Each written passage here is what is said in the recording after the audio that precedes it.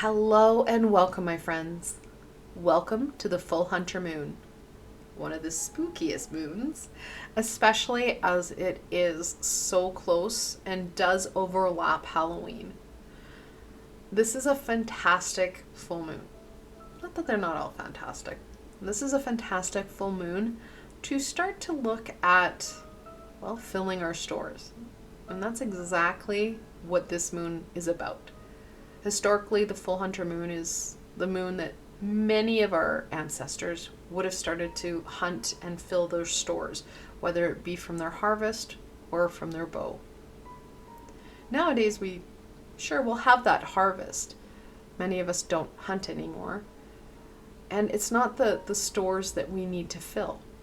It's more the emotional stores, the spiritual stores that we need to fill as the nights are getting longer. And not to mention, not only do we have this full hunter moon, Saturday night we have a lunar eclipse. Now, this is a partial lunar eclipse, so not everybody is going to have the ability to see this eclipse, as it's a partial. That said, most of us don't actually visualize or see the Mercury go into retrograde or Mars go into retrograde. We definitely feel it. And the same is true with a partial lunar eclipse or solar eclipse.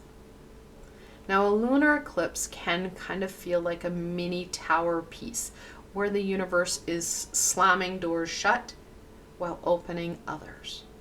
And I do want to take some time to explore that lunar eclipse alongside the full hunter moon. No, the lunar eclipse is only during the Saturday-Sunday night piece, where the full moon we can start to feel as of Thursday and all the way to Halloween. Without further ado, let's get into the cards. Of course, I do have the Tarot de la Nuit.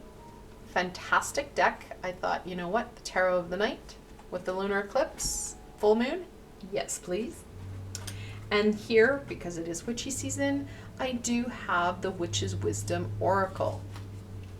That, and we have the purple on purple, which I thought was kind of fun. Let's get into this. Let's get into what the full hunter moon needs to share with my friends.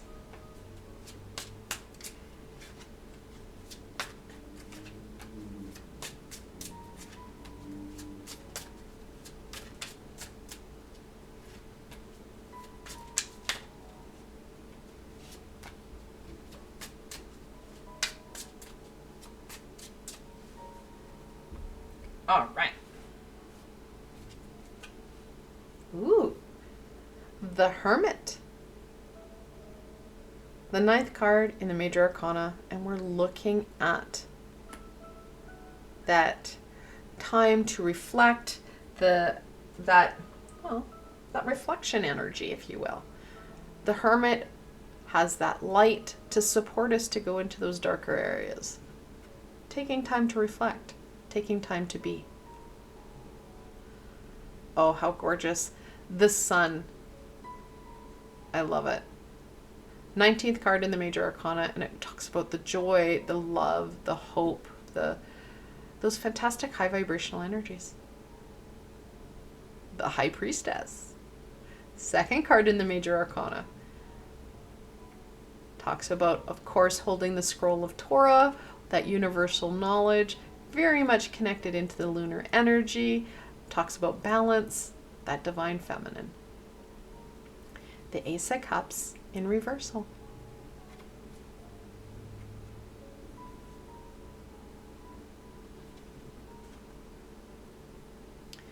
The Four of Wands in reversal.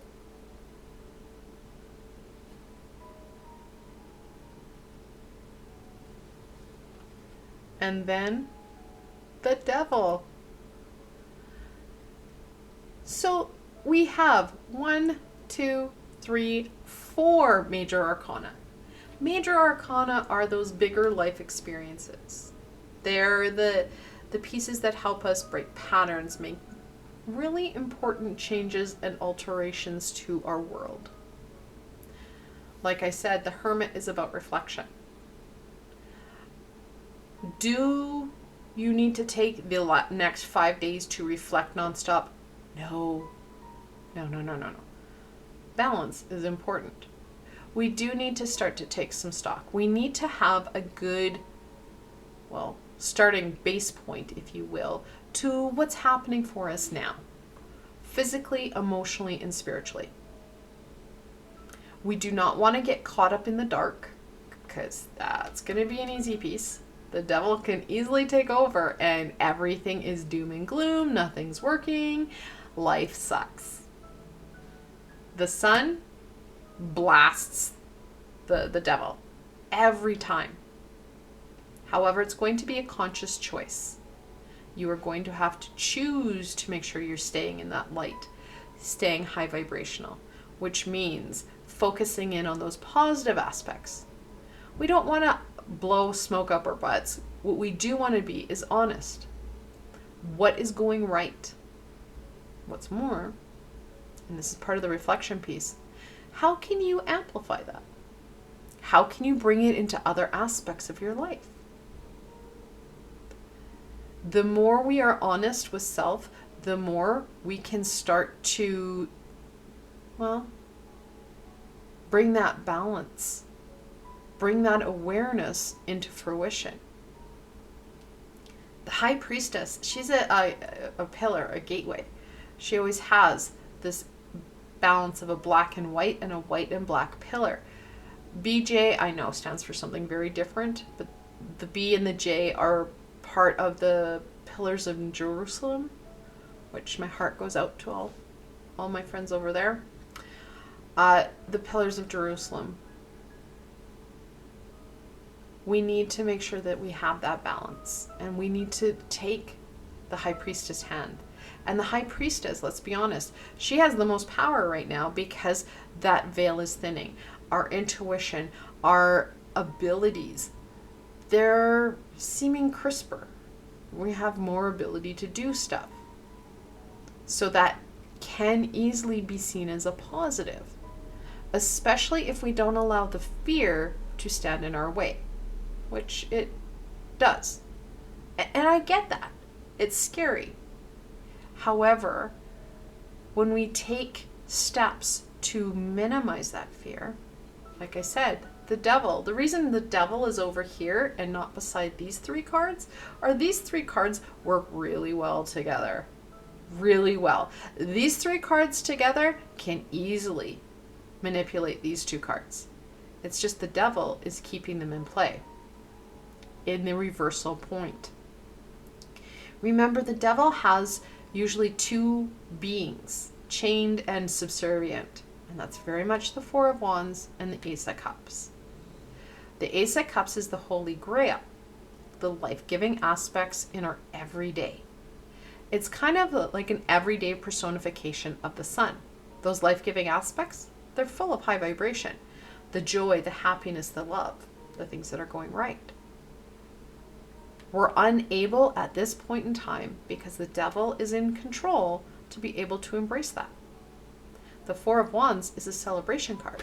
It is a card of rite of passage, celebration. And we're not able to embrace that. We're not able to gain that stability of the four because the devil's like, not on my watch. Down on your knees, on your head.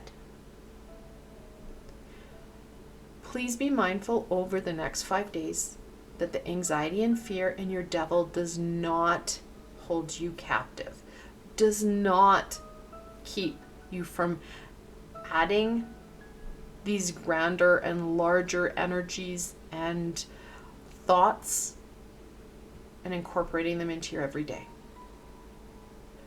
We want to embrace the Hermit, the High Priestess, and of course the warmth and love of that sun. And we will turn these cards. We will go through that rite of passage because we're working with the High Priestess and we've already stepped through her gateway, which is that higher peace. This is very much a learning point for many of us because it is harder to push down and release the negative thoughts, the naysaying, the minimization. Then, you know what? I can really do this. I'm amazing at this. Because We don't always feel that way. Release what you can and embrace what you can. There is no right or wrong.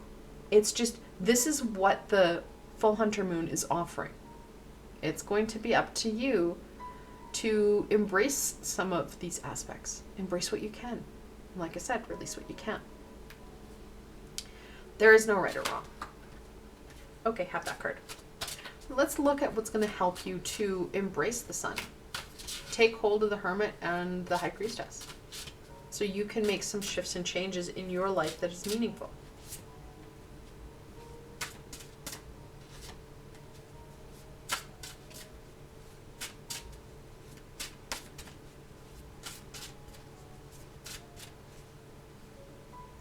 All right, this one really wanted out.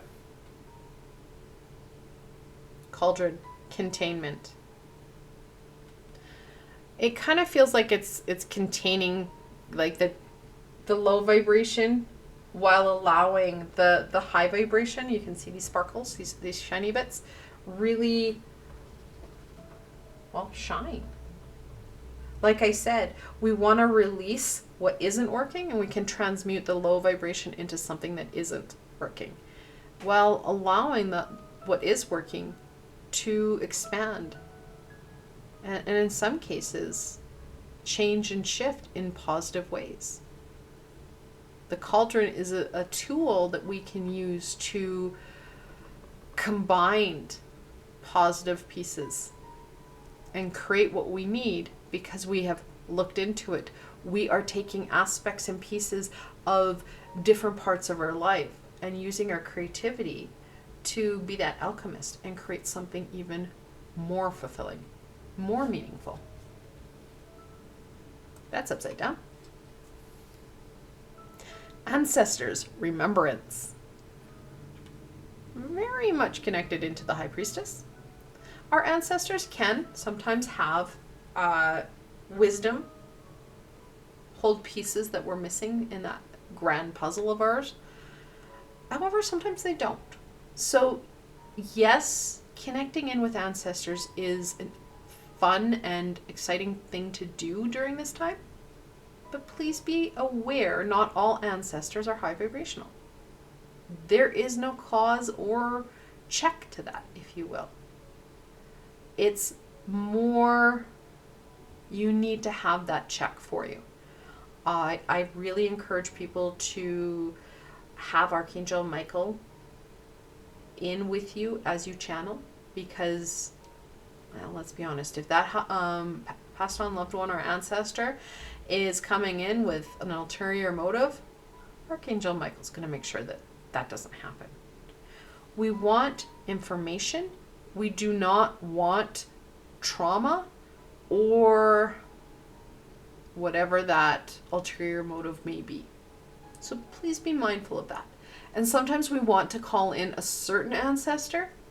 Again, sometimes grandparents, great-grandparents, people that passed away and you really don't know why, there's darkness there.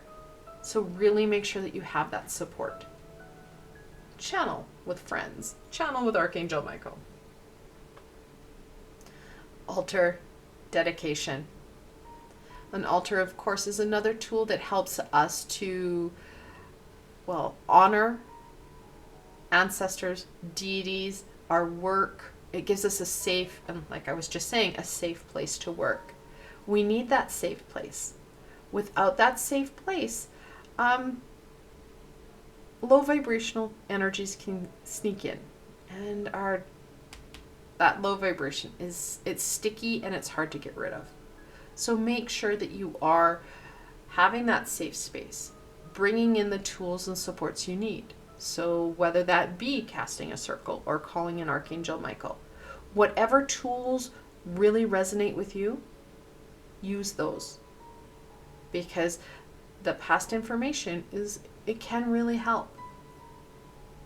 And know that, again, passed on loved ones don't always have the clearest viewpoint or advantage point. High vibrational beings do, and they can sometimes be a good choice to channel and have some space to dedicate or honor. And honor is the right word. Honor them. And you want to honor your ancestors as well, of course. All right, let's look at this eclipse. What does the lunar eclipse bring, my friends? And like I said, the full hunter moon is around from the 26th till the 31st, give or take. Well, it'll be the 30th, really, leading up to Halloween. But the lunar eclipse only for one night. It's a one-night thing. I actually think this might be the last one. I believe. I think, for the year. We only have 2.5 more months, or 2 and a bit more months. So it's not like we have a lot of opportunity for it.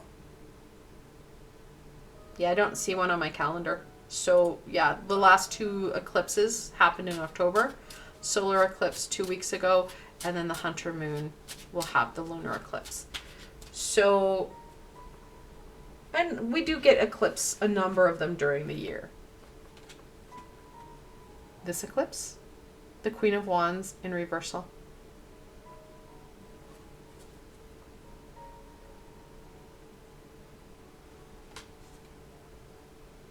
The Four of Cups in reversal.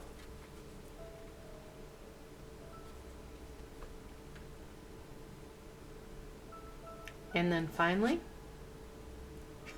across the board, the King of Swords in reversal. So know that the eclipse is going to bring in some, well, kind of jolting energy. We have all 3 cards in reversal. We have the Queen of Wands, which she is all that and a bag of chips, full of that passion, full of that, well, that zhuzh, that inner fire. The King of Swords, he's Mr. Spock himself. He's not thinking clearly, he's overthinking. He's in that tyrant stage. The Four of Cups, of course, talks about stability, which obviously we're not going to have. And know that it's going to be across the board because we have the Four of Wands up here in reversal as well. So that instability is going to be pretty much across the board. When you do have the multiple 4, the angels do remind you of the importance of working on that foundation and grounding. During the lunar eclipse, like I said, it's like someone slamming a door and then opening another at the same time. It's like bang and woo. Problem here is you're going to be overthinking, worried. Am I going to miss it? What's going to happen? Oh my God. And that inner light's just going to diminish because we're overthinking and our brain is going on fast forward mode.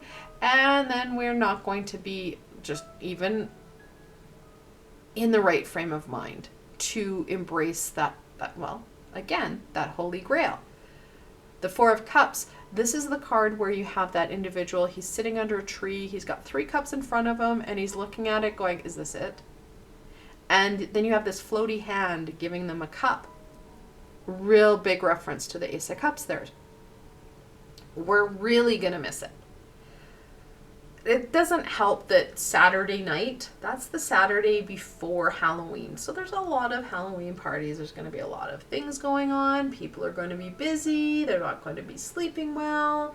And then, depending on, I don't know what time the lunar eclipse is, you're going to have that lunar snap. And you're not going to be sleeping. You're not going to be even in the right headspace. Unstable, unbalanced, and that ability to grab hold of the Holy Grail, to really infuse that knowledge, infuse our passion, and see that light really become vibrant, embracing the opportunities, embracing the positive pieces that door that's going to open is going to bring. Total miss. Be aware of that. You can check, you can easily Google the lunar eclipse on Saturday, Sunday night, whatever, wherever you are, whenever it's going to happen, so that you can see when that space is going to be. And then what's more, take some steps.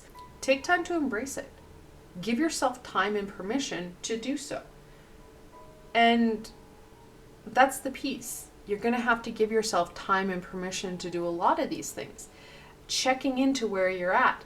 especially over the next 5 days. Who's winning? The devil or the high priestess? The devil or the hermit? It's up to you.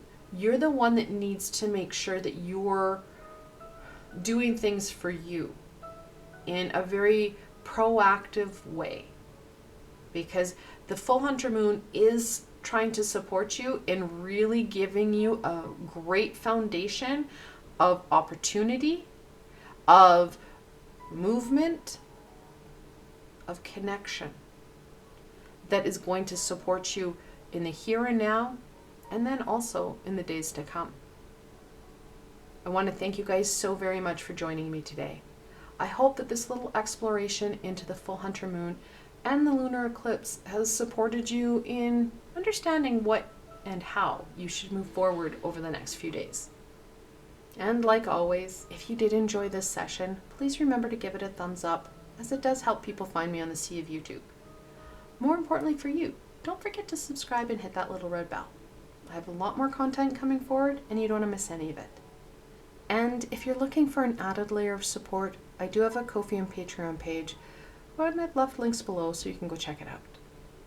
Again, I want to thank you for joining me and exploring the full hunter moon and this amazing lunar eclipse. Until tomorrow, my friends.